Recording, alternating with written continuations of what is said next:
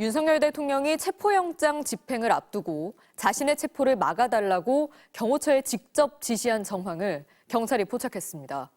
경호처 강경파인 김성훈 차장에게 메시지를 보내 체포를 시도하면 경호처가 적극 나서서 막으라는 취지의 요구를 한 걸 김 차장의 휴대전화에서 확인한 것으로 파악됐는데요. 경찰은 체포영장 집행 방해를 피해자인 윤 대통령이 주도했다고 보고 특수공무집행 방해 혐의로 입건했습니다. 송구민 기자입니다. 지난달 3일 대통령 경호처는 버스와 기갑 차량, 군 병력까지 동원해 윤석열 대통령에 대한 체포영장 집행을 막았습니다. 체포 저지를 주도한 혐의를 받는 김성훈 경호처 차장은 임무라고 했습니다. 네, 누구 지시로 관저진입 막았나요? 대통령 지시인가요?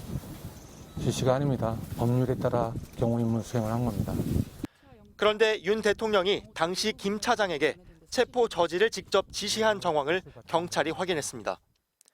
경찰이 압수한 김 차장의 휴대전화엔 김 차장이 공수처와 경찰의 관저 진입 상황을 수차례 보고하고 윤 대통령이 지시를 내린 듯한 내용이 담겨 있었습니다.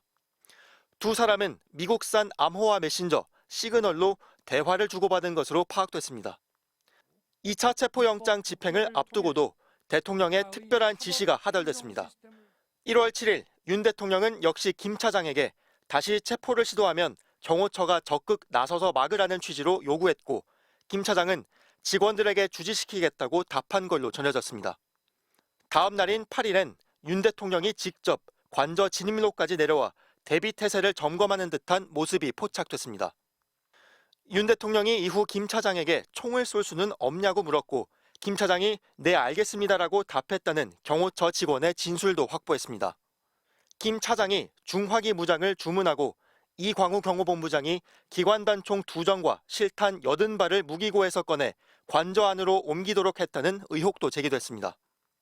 하지만 1월 15일 경호처 직원들이 부당한 지시를 거부하면서 윤 대통령은 결국 체포됐습니다.